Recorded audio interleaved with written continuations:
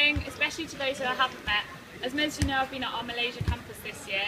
Sorry I can't be with you, but it's currently, while you're watching this, 4 in the morning and I'm on a remote island having just completed a scuba diving course.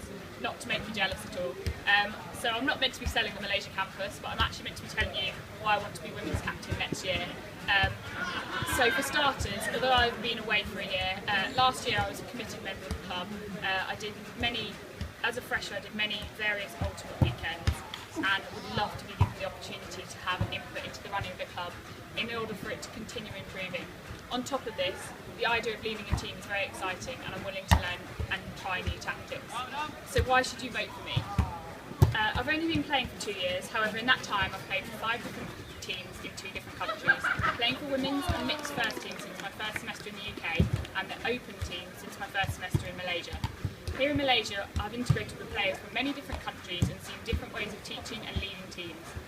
Some I think are better than others, and I feel this is a valuable experience in order to explore new ways of improving and nurturing the women's team. If I were to become women's captain, I'd try to put a big push into recruitment of new members during Freshers Week.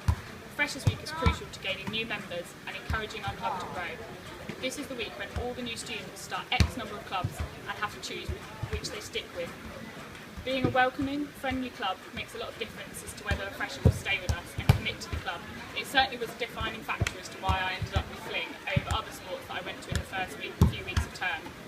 As well as being a friendly club, I think we need to promote Ultimate as an athlete sport and target people who have missed the chance to get into big competitive sports teams such as football, netball and rugby. I would also instigate within the women's team a rule of the week, like the post that Jassy put on the Fling ladies page a month or so ago. This ensures that everyone, including the freshers, learn the rules that aren't used as often, and it will give them confidence to use them when it comes to tournaments.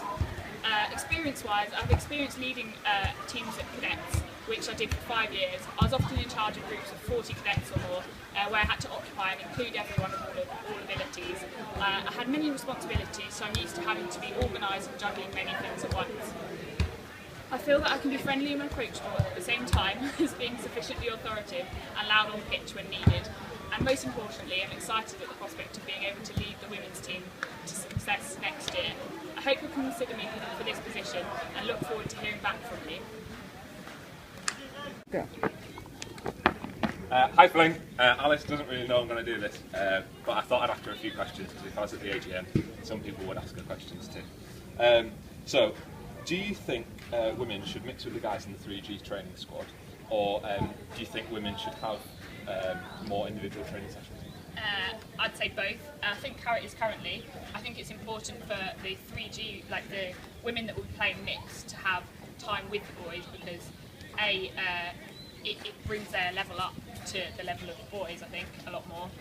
But at the same time, I think women that aren't on the 3G, it's very important to have women's only training, especially as we play as a women's team. I think it puts more focus on them and they feel like, you know, I think it's a needed thing. Does that answer the question? Okay, if one of the girls came up to you and asked for more playing time in matches, how do you think you would respond? I'd probably, depending on who it was, answer obviously accordingly, but I mean, I would probably try my hardest to actually give them more playing time, and then maybe if they felt they weren't getting enough playing time, maybe explain either like ways they could improve if it's someone that needs to improve, or yeah, I'd definitely try my hardest to. If anyone was unhappy, I'd hope they'd come and speak to me. Okay, final question. If you were an animal, which animal would you be and why?